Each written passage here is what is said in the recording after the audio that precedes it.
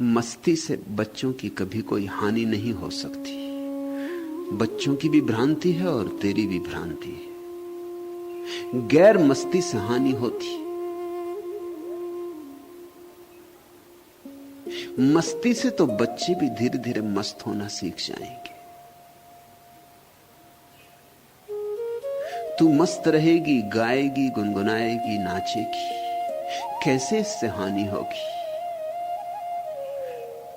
हाँ, लेकिन मैं तेरा प्रश्न समझा, तेरे बच्चों का भाव भी समझा। तू जितना ध्यान बच्चों को देती रही होगी उतना अब नहीं दे पाएगी, और बच्चों के अहंकार को चोट लगती।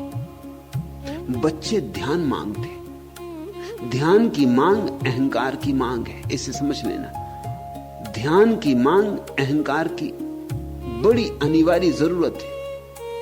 इसके बिना अहंकार जी ही नहीं सकता। यह अहंकार का भोजन है।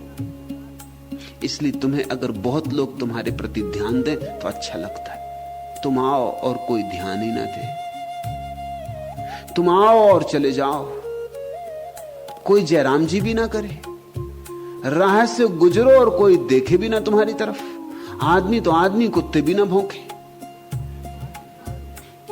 तो तुम बड़े उदास हो जाओगे, तुम बड़े हताश हो जाओगे कि हुआ क्या है, कुछ तो हो। इसलिए तो लोग कहते हैं कि अगर नाम ना हो तो कोई हर्ज नहीं, बदनामी हो जाए मगर कुछ तो हो। बदनामी भी होगी तो कुछ नाम तो होगा, लोग चर्चा तो करेंगे।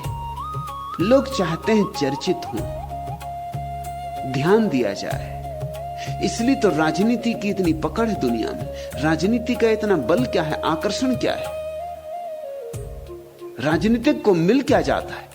हजारों लाखों लोगों का ध्यान मिल जाता है, उससे अहंकार की तृप्ति होती। इतने लोग मेरी तरफ देख रहे हैं,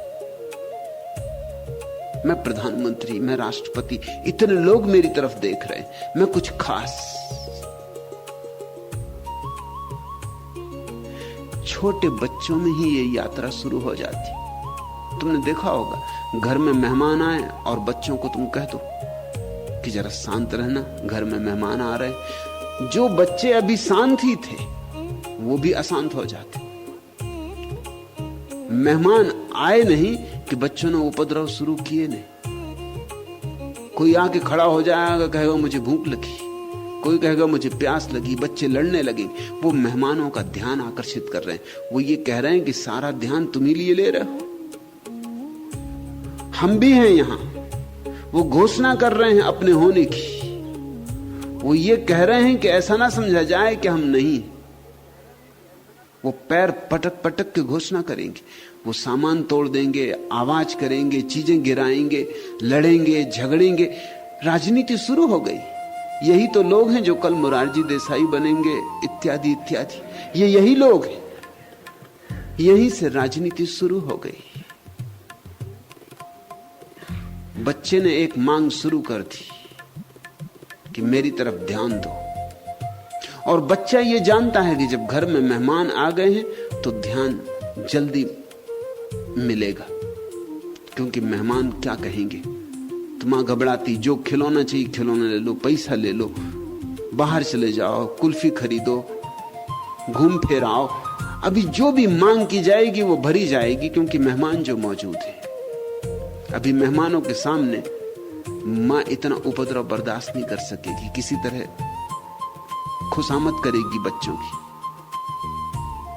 मेहमानों के चले जाने पर तो बच्चे भली भांति जानते हैं कि पिटाई हो जाएगी। बच्चों को लेकर तुम बाजार चले जाओ, वो सड़क पे अड़ के खड़े हो जाएंगे जो घर में कभी नहीं अड़े थे कि यह तो खरीदना ही है। वो जानते हैं कि अभी बाजार है, भीड़ है। यहां मां के अहंकार को या पिता के अहंकार को भी वो दांव पे लगा रहे हैं। वो ये कह रहे हैं कि अब तुम्हें भी अपना अहंकार बचाना हो तो खरीद ही लो, नहीं तो लोग क्या कहेंगे। इतने लोग ध्यान दे रहे हैं। तुम बच्चे को दुकान पर ले जाओ, दुकानदार तुमसे भी ज्यादा ध्यान बच्चे को देता है, क्योंकि बच्चा अगर लेने को राजी हो गया तो तुम्हारी प्रतिष्ठा दांव पर है। तुम भी अपना अहंकार बचाने में लगे हो, बच्चा भी अपना अहंकार बचाने में लगा है। छोटे छोटे बच्चों के भीतर भी वही रोग पैदा हो जाता है जो बड़े होकर बड़ा भयंकर रूप लेगा। तो स्वभावतः वीणा, अगर तू मस्त रहेगी, नाचेगी, गाएगी, गुनगुनाएगी, तो बच्चों को ऐसा लगेगा उन पर ध्यान नहीं दिया जा रहा। लेकिन इससे हानि नहीं हो रही, लाभ हो रहा है। तेरे बच्चे राजनीतिज्ञ नहीं बनेंगे। उनके अहंकार की तृप्ति उनका हित नहीं। अहंकार की तृप्ति ऐसी है जैसे कोई खाज को खुजलाए। खाज को खुजलाने में पहले तो तृप्ति मालूम होती, नहीं तो कोई खुजलाए ही क्यों। बड़ी मिठास लगती खुजलाने में, बड़ा मीठा मीठा रस आता है, लेकिन फिर पीड़ा होती, फिर लहू निकल आता, फिर चमड़ी छिल गई, अब दर्द होता है। हर बार तुमने खुजलाया है खाज को, हर बार दर्द पाया है, फिर भी जब खाज होगी फिर खुजलाने का मन होगा। अहंकार खाज जैसा है, उसको खुजलाने से पहले तो मिठास मिलती, पीछे बहुत कष्ट होता है। इसलिए तेरे बच्चों को अभी शुरू शुरू में तो कष्ट होगा तेरी मस्ती से, क्योंकि उनकी तरफ ध्यान कम हो जाएगा, लेकिन अंततः हानि नहीं होगी। जरा भी सोचना मत कि अन्याय हो रहा है, न्याय हो रहा है। धीरे धीरे बच्चे भी देखेंगे कि तुझे कुछ मिल गया है, धीरे धीरे उन्हें भी समझ में आएगा। और बच्चों की समझ बहुत साफ होती, क्योंकि निर्दोष होती। अभी आंखों पे पर्दे नहीं होते, अभी सिद्धांतों का जाल नहीं होता, अभी शास्त्रों की गर्द नहीं होती। अभी बच्चों का परिप्रेक्ष्य बिल्कुल शुद्ध होता है, अभी उनकी आंख सीधा सीधा देखती, अभी वे इर्छे तिरछे नहीं जाते। जल्दी ही वे देख लेंगे कि मां को कुछ हुआ है, और वे ये भी देख लेंगे कि मां पहले से ज्यादा मस्त है, आनंदित है, रस मुक्त है। वे भी आतुर होंगे, वे भी इसी की तलाश से भरेंगे। अगर मां या पिता ध्यान करते हो, मस्त होते हो, तो बच्चे कितने दिन तक ध्यान से दूर रह सकते हैं?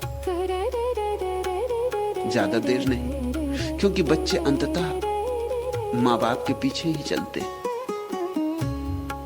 तुम गलत हो तो बच्चे गलत हो जाते, क्योंकि किससे सीखें? और तुमसे ही सीखते। अगर तुम आनंदित हो तो बच्चे भी आनंदित होना सीखेंगे। शायद शुरू शुरू में अड़चन होगी, क्योंकि पुरानी आदत बन गई होगी उनकी, तू अब तक उनकी काफी खुशामद करती रही होगी। जरा उन्होंने मैं तू किया और तू उन पर ध्यान देती रही होगी। अब तेरा ध्यान कहीं और बह रहा है, अब बच्चों पर तेरा उतना ध्यान नहीं होगा। तो पुरानी आदत के कारण उन्हें अड़चन होगी, मगर ये सिर्फ आदत के कारण अड़चन हो रही, इसकी चिंता मत लेना। इसके कारण अपनी मस्ती में खलल मत डालना। तेरी मस्ती से उन्हें जितना लाभ होगा, तेरे ध्यान देने से नहीं होने वाला है, क्योंकि मस्ती उनके लिए अमृत हो जाएगी। अगर बच्चा अपने माँ और पिता की मस्ती की प्रतिमा अपने भीतर रख सके, तो आज नहीं कल वह भी मस्त होगा।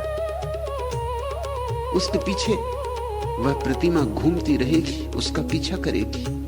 उसे लगता रहेगा कि जब तक ऐसी मस्ती मुझे न मिल जाए तब तक कुछ कमी है, जिंदगी में कुछ चूका हुआ है। मेरी मां तो मस्त थी। अभी बच्चों को यह पता ही नहीं चलता कि उनकी जिंदगी में कुछ चूक रहा है, क्योंकि उनकी मां भी ऐसी परेशान थी, उनके पिता भी ऐसे परेशान थे। उनके मां भी लड़ रही थी, उनके पिता भी लड़ रहे थे, घर में कलह ही कलह थी, वो भी लड़ेंगे। हर लड़की अपनी मां को दोहराएगी, हर बेटा अपने बाप को दोहराएगा। और जब वे लड़ेंगे, तुम जरा चौंक के देखना। कभी तुम अपने बड़े हो गए बच्चों के झगड़े देखना, पति पत्नी के झगड़े देखना, तुम चकित होगे। वे ठीक तुम्हारे रिकॉर्ड, हिज मास्टर्स वॉइस, वे वही दोहरा रहे हैं जो तुमने किया था, और बड़े ढंग से दोहरा रहे हैं, अक्षर अक्षर। रंग ढंग चेहरे का भी वही हो जाता उनका जब झगड़ते। और वही तुम्हारा बेटा करेगा, अपनी पत्नी के साथ जो तुम्हारा पति तुम्हारे साथ कर रहा है वीणा। तुम जो अपनी बेटे के साथ कर रही हो, जो तुम अपनी बेटी के साथ कर रही हो, वही दोहराया जाएगा, क्योंकि उनके पास और कोई प्रतिमान कहां। हर लड़की अपने मां को दोहराती रहेगी, इसलिए दुनिया विकसित नहीं हो पाती। विकास कैसे हो? पुनरुक्ति होती। हाव भाव सब वही दोहराए जाते, और तुम्हारे बच्चों को कभी पता नहीं चलेगा कि उनके जीवन में कुछ खोया है, क्योंकि उनके पास कोई और मापदंड नहीं है जिससे वो तौले। वो देखेंगे इसी तरह हमारी मां थी परेशान, उसी तरह हम परेशान हैं। इसी तरह हमारी मां लड़ रही थी, उसी तरह हम लड़ रहे हैं। इसी तरह हमारी मां कर रही थी, उसी तरह हम कर रहे हैं।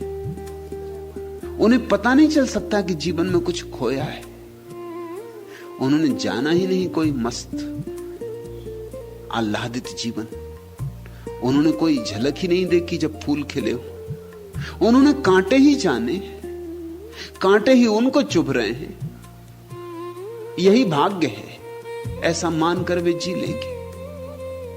वीणा, तेरे बच्चे सौभाग्यशाली, सबके बच्चे इतने सौभाग्यशाली होने चाहिए कि उनके माता पिता के जीवन में धन, पद, परिवार से ज्यादा कुछ हो। उनके माता पिता के जीवन में परमात्मा की थोड़ी सी झलक हो, बूंद ही सही। वही झलक उनको पकड़ ले तो वे तृप्त ना हो सकेंगे साधारण जीवन से। फिर उन्हें कितना ही धन मिल जाए और कितना ही पद मिल जाए, उनके पीछे कोई कचोटता ही रहेगा कि अभी वह बूंद नहीं मिली जो मेरी मां की आंखों में थी, अभी वह मस्ती मुझे नहीं मिली। पाना है उसे, पाना ही होगा, नहीं तो जीवन अकारथ गया, नहीं तो जीवन में कोई अर्थ नहीं है। वह काव्य मुझे मालूम नहीं हो रहा है तो जरूर कहीं कोई कमी रह गई, कोई तलाश करनी है, कोई खोज करनी। और अगर जैसा वीणा तेरे और तेरे पति के बीच एक रसधार निर्मित हो रही, यह भी तेरे बच्चे देख सके तो वे भी इस रसधार को अपने जीवन में दोहराएंगे, अपने संबंधों में दोहराएंगे। इसलिए भी मैं कहता हूं कोई सन्यासी घर छोड़ के ना जाए। बच्चे देखें सन्यासियों को, बच्चे देखें सन्यासियों को मां की तरह, पिता की तरह। बच्चे देखें सन्यासियों को सब तरह के संबंधों में, ताकि उनके पास कुछ तो कसौटी हो जाए जिस पे वो अपने जीवन को कसते रहें। और अगर जीवन में कमी हो तो उसे पूरा करने का प्रयास करते रहें।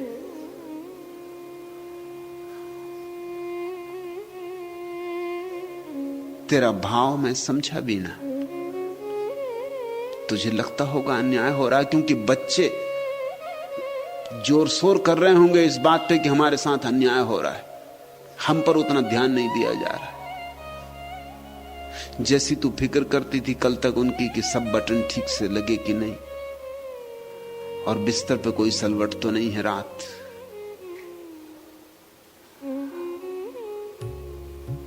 बच्चे के कपड़े सब साफ सुथरे हैं या नहीं, उसकी किताबें तो नहीं फट गई हैं, घर बैठ के उसने स्कूल से लाया हुआ काम पूरा किया है या नहीं किया है, इस सब पर तेरा ध्यान कम होता जाएगा तो बच्चों को लगेगा कि उनके अहंकार की तृप्ति नहीं हो रही, इससे पीड़ा होगी,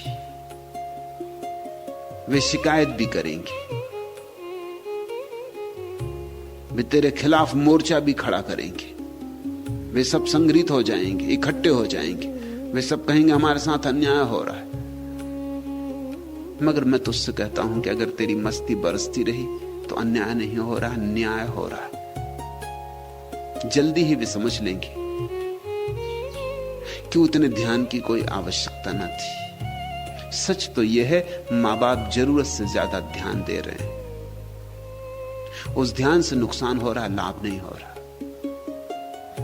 इस सदी के बच्चे जितने बिगड़े हुए हैं, दुनिया में बच्चे इतने बिगड़े हुए कभी भी नहीं थे। और कारण, इस सदी के मां बाप जितनी चिंता कर रहे हैं बच्चों की, उतनी उन्होंने कभी भी नहीं की थी, फुर्सत भी नहीं थी। समय भी नहीं था, जिंदगी का संघर्ष इतना था। सुबह 5 बजे उठ के चला जाएगा किसान खेत पर काम करने, सांझ होते होते लौटेगा। कहां फुर्सत थी, कहां समय था कि बच्चों के साथ बैठे, कि रेडियो सुने, कि टेलीविजन देखे, कि बच्चों को फिल्म ले जाए। कहां सुविधा थी, कहां समय था। रोटी रोजी पूरी नहीं हो रही थी। बच्चे जल्दी ही प्रौढ़ हो जाते थे। ये तुमने ख्याल किया? अभी भी गांव के बच्चे जल्दी प्रौढ़ हो जाते, क्योंकि छोटी सी बच्ची चली पिता का भोजन लेके खेत की तरफ।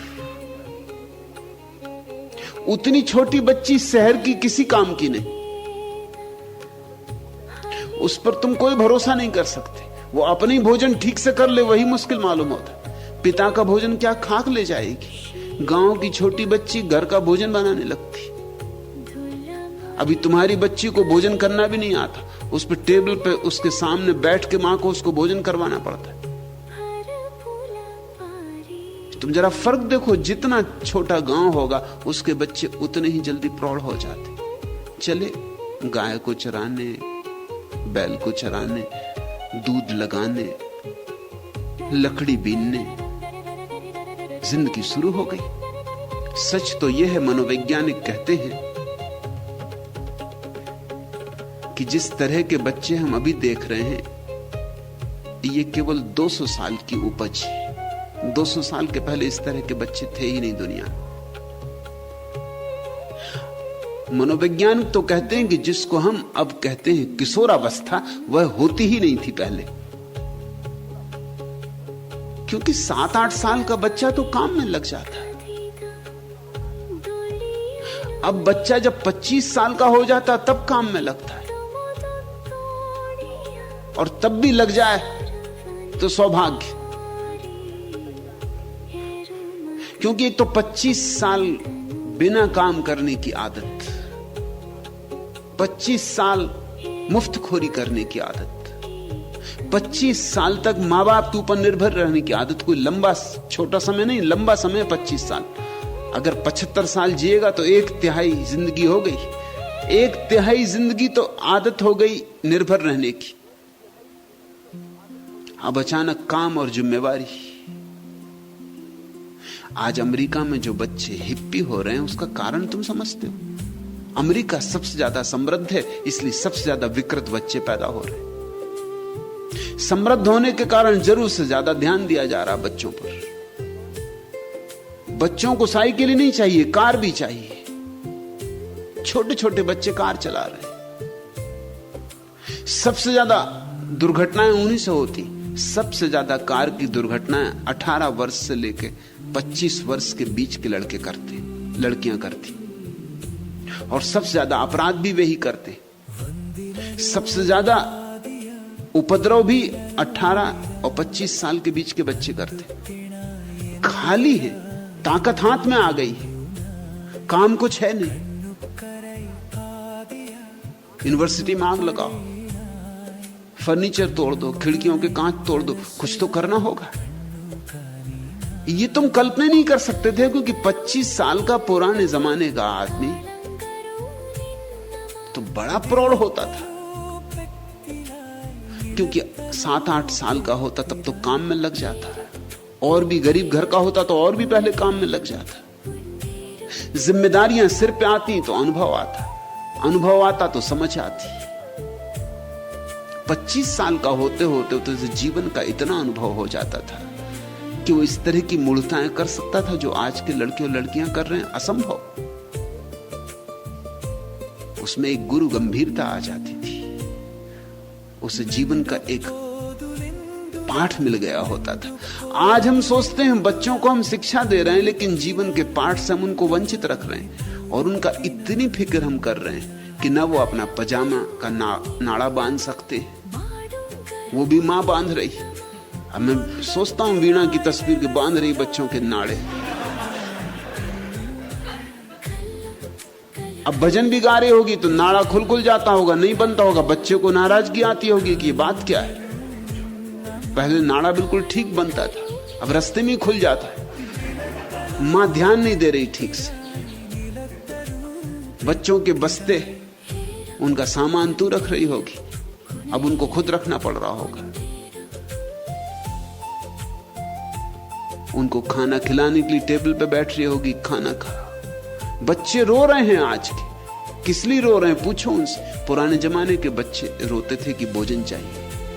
आजकल के बच्चे रो रहे हैं कि उनको मां भोजन करा रही, वो उन्हें भोजन नहीं करना, आंसू टपक रहे हैं। और मां सामने बैठी कि भोजन करो, उन्हें भोजन नहीं करना, या उन्हें यह भोजन नहीं करना, उन्हें आज कुछ और चाहिए। कि आज वो जाना चाहते हैं कॉफी हाउस, इडली डोसा या कुछ और। उन पर ध्यान, उनको 24 घंटे ध्यान चाहिए, और इस ध्यान से कुछ लाभ नहीं होने वाला उनको। ये जो जिस लड़के को 25 साल तक उसकी मां ने ध्यान किया है और ध्यान दिया है और हर तरह से उसकी फिक्र की है, ये कल विवाहित होकर अपनी पत्नी से भी यही अपेक्षा करेगा और उपद्रव शुरू होगा, क्योंकि उसकी भी फिक्र की गई है। और वो अपने पति से ऐसी अपेक्षा करेगी जैसे अपने पिता से अपेक्षा करती थी। कलह शुरू हो जाएगी, पहले दिन से कलह शुरू हो जाएगी। उनकी आकांक्षाएं, अपेक्षाएं बड़ी। लड़की चाहेगी कि पति पिता की तरह सारी अपेक्षाएं पूरी करे, पति चाहेगा कि पत्नी मां की तरह सारी अपेक्षाएं पूरी करे। ये कैसे हो सकता है? दोनों की आकांक्षाएं बड़ी, अभिलाषाएं बड़ी, और दोनों ही गिरेंगे क्योंकि दोनों ही पूरा नहीं कर पाएंगे। दुनिया ने इतने तलाक कभी नहीं जाने थे और इतना दुखी दाम्पत्य जीवन कभी नहीं जाना था। उसके कारण थे क्योंकि इतनी अपेक्षा कभी नहीं की थी। अपेक्षा का कोई कारण नहीं था। ऊपर से देखने में तो लगेगा कि अगर ध्यान हमने बच्चों पर कम दिया तो नुकसान होगा, ऐसा नहीं है। और भी एक बात तुझसे कहूं कि अक्सर हम बच्चों पर ध्यान देते हैं जब बच्चे बीमार होते, परेशान होते, रुग्ण होते। वैज्ञानिक हिसाब से जब बच्चे रुग्ण होते हैं, परेशान होते हैं, बीमार होते हैं, तब बहुत ध्यान नहीं देना चाहिए, क्योंकि ध्यान का गलत संबंध जुड़ रहा है। बच्चा बीमार है तब मां उसके पास बैठकर सिर दबा रही है। अब जब भी इस बच्चे को भविष्य में सिर दबाना होगा, ये बीमार हो जाएगा। पतिदेव घर आके एकदम लेट ही जाएंगे बिस्तर पे। दफ्तर में बिल्कुल ठीक थे, घर आती सिर दर्द हो जाता। वो चाहते कि पत्नी उनका सिर दबाए, पैर दबाए, उनके आसपास खुशामद करे कि वो बड़ा काम करके लौटे। और पत्नी भी, पति जब तक घर नहीं आते तब तक बिल्कुल ठीक मालूम होती है, रेडियो सुन रही और अखबार पढ़ रही। और जैसे ही पति आए कि बिस्तर से लग जाती। वो भी चाहती कि पति उसके सिर पर हाथ रखे, क्योंकि पति हाथ ही सिर पर तब रखते हैं जब पत्नी बीमार होती है। स्त्रियों ने तो बीमार होने की कला सीख ली। उनको पक्का पता है कि उन पर ध्यान ही तब दिया जाता है। पत्नी बीमार हो जाए तो पति पूछने लगता है कि साड़ी लेनी, क्या करना, जो करना हो माई करो, मगर बीमार ना हो।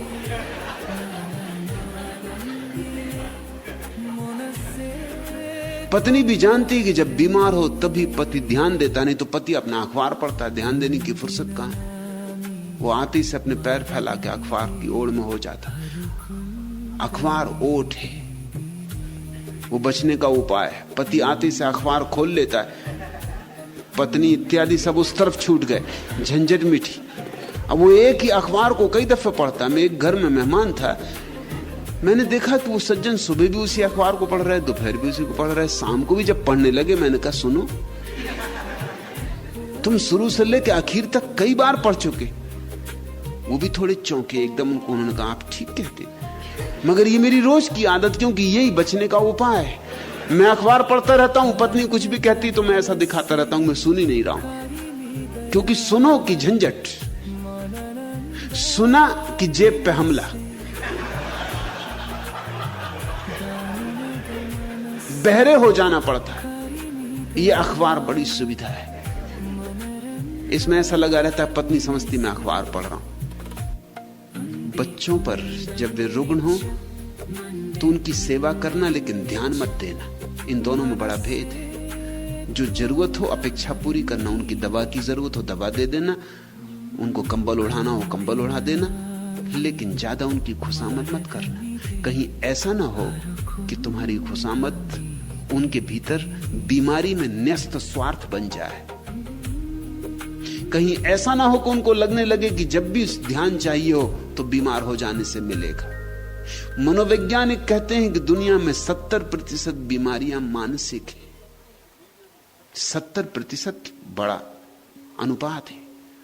और ये 70% बीमारियां ऐसी हैं जो तुम चाहते हो कि हो जाएं। तुमने देखा परीक्षा के वक्त बच्चे बीमार हो जाते। परीक्षा के वक्त सारी दुनिया में बच्चों की बीमारियां एकदम बढ़ जाती, क्योंकि बीमारी सुगम उपाय है बचने का। परीक्षा देने की जरूरत नहीं, बीमार है।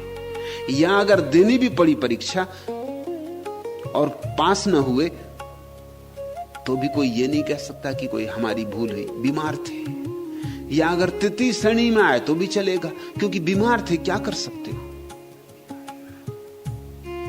ये तो बीमारी बड़ी तरकीब बन गई और इस आदमी ने बीमारी के साथ संबंध जोड़ लिया स्वास्थ्य की बजाय। मेरी अपनी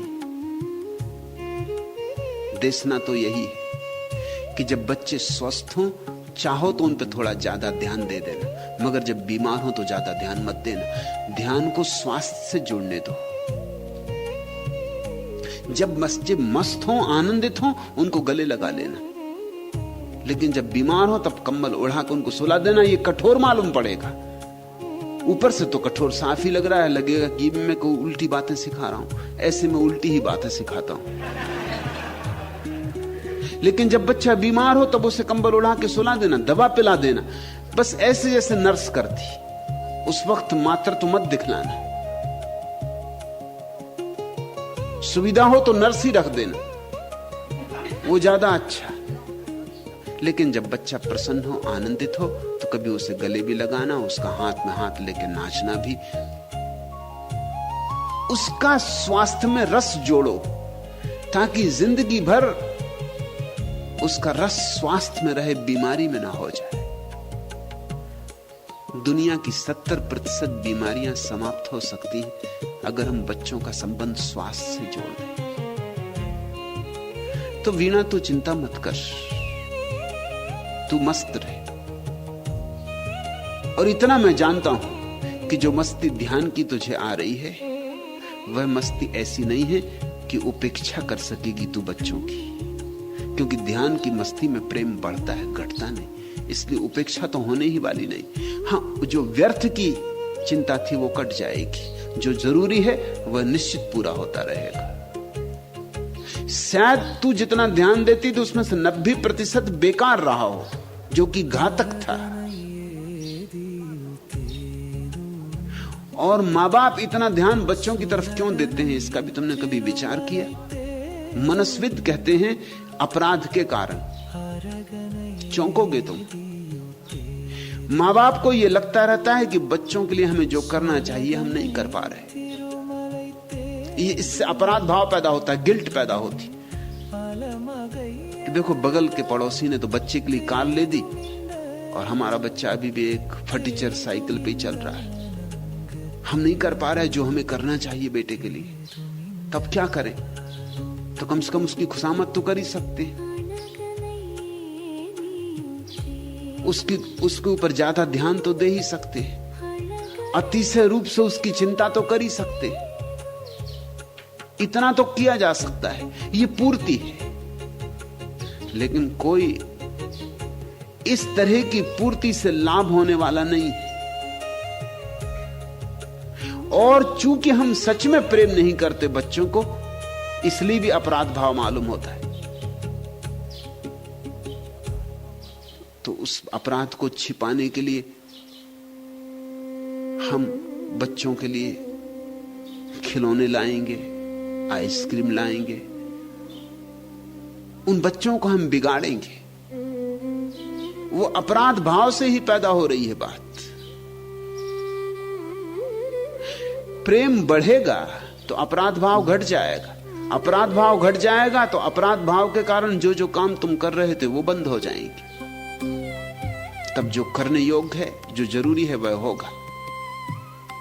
और इतना मैं जानता हूं कि ध्यान से जो मस्ती आती है, वह मस्ती एक अर्थ में बेहोशी लाती और एक अर्थ में होश भी लाती। वह मस्ती बड़ी विरोधाभासी, होश और बेहोश एक साथ बढ़ता है।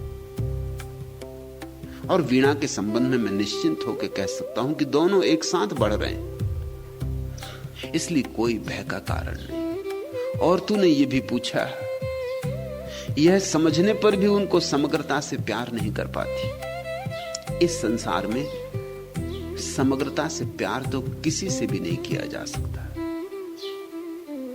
नहीं तो फिर परमात्मा से क्या करोगे?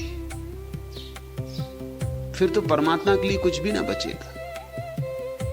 इस जगत में 1% से लेकर 99% तक प्यार किया जा सकता है, लेकिन 100% प्यार इस जगत में किसी से नहीं किया जा सकता।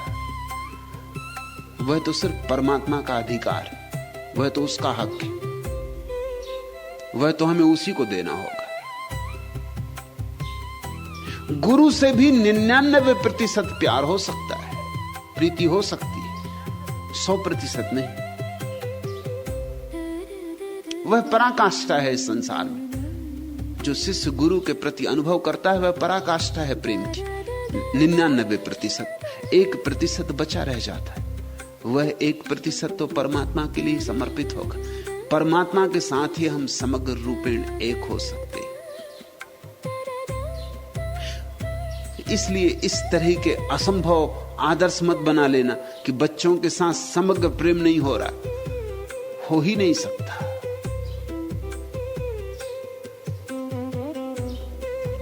और अच्छा है कि नहीं हो रहा है। क्यों? क्योंकि अगर मां बच्चे को बहुत प्रेम करे, अति से प्रेम करे, तो भी खतरा है। इसलिए प्रकृति ने बड़ा इंतजाम किया हुआ है। अगर मां अपने बेटे को अति से प्रेम करे, इतना प्रेम करे कि बेटे का मन मां के प्रेम से भर जाए, तो ये बेटा फिर किसी और स्त्री को प्रेम ना कर सकेगा। जरूरत ही ना रही, प्रयोजन ही ना रहा। मां ने ही इसका मन भर दिया, मगर ये तो खतरा हो गया। इस बच्चे का जीवन तो उलझ गया। इस बच्चे का जीवन किसी मां के प्रेम से ही समाप्त हो जाए तो इस बच्चे के जीवन में अपना प्रेम कभी पैदा ही नहीं होगा। इसलिए तुम देखते हो, मां जितना बच्चे को प्रेम करती, बच्चा उतना प्रेम मां को नहीं कर सकता। ये स्वाभाविक है, क्योंकि बच्चे को किसी और को प्रेम करना, आगे यात्रा जानी है जीवन की, पीछे नहीं जानी। इसलिए कोई माँ बाप ये अपेक्षा ना करें कि हम जितना प्रेम बच्चों को करते हैं उतना ही बच्चे हमें करें। अगर उतना ही प्रेम बच्चे तुम्हें करेंगे तो फिर अपने बच्चों को क्या करेंगे? तुम अपने बच्चों को प्रेम कर रहे हो, कभी तुमने ख्याल किया कि इतना प्रेम तुमने अपने मां बाप को किया था? तब तुम्हें समझ में आ जाएगी बात। वीणा अपने बच्चों को प्रेम कर रही, इतना प्रेम कभी अपने मां बाप को किया था? इतना प्रेम? लेकिन तुम्हारे मां बाप ने इतना ही प्रेम तुम्हें किया था। ये तो गंगा आगे बहेगी। मां बाप बच्चों को करेंगे, बच्चे अपने बच्चों को करेंगे, उनके बच्चे उनके बच्चों को करेंगे। ऐसे जीवन आगे जाएगा। नहीं तो पीछे की तरफ जीवन जाने लगे तो घातक हो जाएगा। कभी कभी ऐसी रुग्ण दशा हो जाती है। मां इतना प्रेम करती है बेटे को कि बेटा अपराध अनुभव करने लगता है। किसी और स्त्री के प्रेम में पड़ना मतलब मां के साथ गद्दारी। ऐसी माताएं हैं जो समझती हैं कि गद्दारी। इसलिए तो सास और बहू में कलह बनी रहती। सास बहू की कलह सारी दुनिया में चलती। उस कलह के पीछे बड़े कारण, वह सामान्य मामला नहीं, वो किसी एक स्त्री का मामला नहीं, वो सारी सास और बहुओं का मामला है। क्यों? क्योंकि सास ने अपने बेटे को प्रेम किया था, इतना प्रेम किया था, और आज ये बेटा गद्दार हो गया। ये आज उसकी नहीं सुनता, एक अजनबी औरत की सुनता है। मां जिस बेटे को बनाने में 25 साल लगाती है, बुद्धिमान बनाने में 25 साल, उसको कोई स्त्री 5 मिनट में बुद्धू बना देती। अब मां को चोट ना लगे तो और क्या हो। और ये सज्जन चले, ये अपनी पत्नी की सुनते हैं। अब अगर मां और पत्नी के बीच विरोध हो तो ये पत्नी की सुनेंगे। पत्नी की सुननी भी चाहिए, क्योंकि इसी तरह जीवन आगे जाएगा। इसमें कुछ अनहोना नहीं हो रहा है, लेकिन मां की अपेक्षा गलत है, मां की आकांक्षा गलत है। मां बच्चे को बुरी तरह घेर लेना चाहती, कुछ बच्चे घिर जाते। जो बच्चे अपने मां के प्रति बहुत प्रेम से घिर जाते, वो किसी स्त्री को प्रेम नहीं कर पाते, उनका जीवन बड़ा उदास हो जाता है। और भी कई तरह के उपद्रव उनके जीवन में होंगे। अगर वो किसी स्त्री के प्रेम में किसी तरह अपने को डाल भी देंगे, तो भी उनकी मां सदा बीच में खड़ी रहेगी, और वो सदा तौलते रहेंगे कि ये स्त्री उनकी मां के साथ मेल खाती या नहीं। कौन स्त्री उनकी मां के साथ मेल खाएगी? उनकी मां जैसी और कोई स्त्री दुनिया में है भी नहीं, हो भी नहीं सकती। बस जहां जहां मां से कम पड़ेगी, भिन्न पड़ेगी, वहीं गलत हो जाएगी। मां जैसा ही भोजन पकना चाहिए, मां जैसे ही कपड़े बनाए जाने चाहिए, मां जैसा ही घर सजाया जाना चाहिए। ये कौन स्त्री करेगी? कैसे करेगी? और ये अपेक्षाएं पूरी नहीं होती, ये भीतरी अपेक्षाएं, तो फिर कलह और संघर्ष। नहीं, बच्चों को उतना ही प्रेम देना जितना सहज स्वाभाविक है। समग्रता की व्यर्थ आकांक्षा मत करो, स्वाभाविक का भाव रखो, समग्र का नहीं। बस स्वाभाविक जितना है उतना प्रेम उचित है। बच्चों की चिंता करो, उनके स्वास्थ्य की फिक्र करो, उनके भविष्य की फिक्र करो। वे जीवन में अपने पैरों पर जल्दी खड़े हो जाएं, अपनी यात्रा पर निकल जाएं, इसकी फिक्र करो।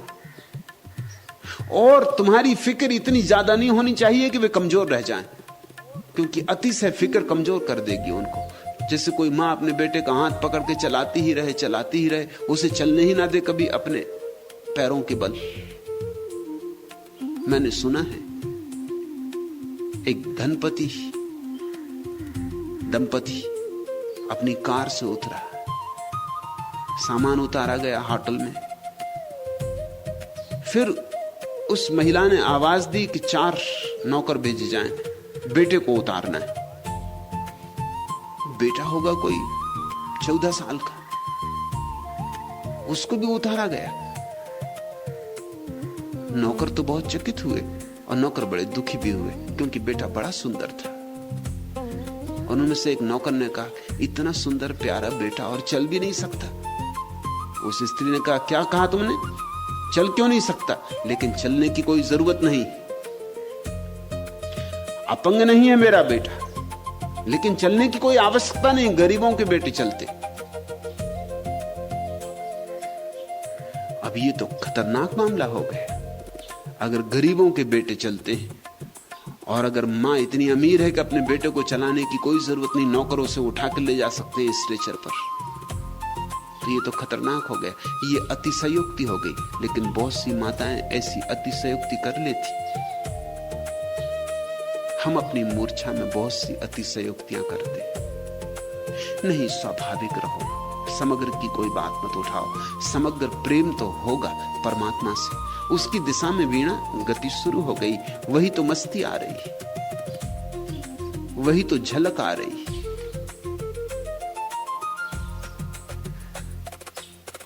लेकिन मेरी बातों का अर्थ ऐसा मत समझ लेना कि मैं कह रहा हूं बच्चों के प्रति कठोर हो जाओ। जीवन में बड़ा संतुलन रखना जरूरी है, न तो अति प्रेम न उपेक्षा, मध्य। और जो मध्य को खोज लेता है उसे जीवन की कुंजी मिल जाती।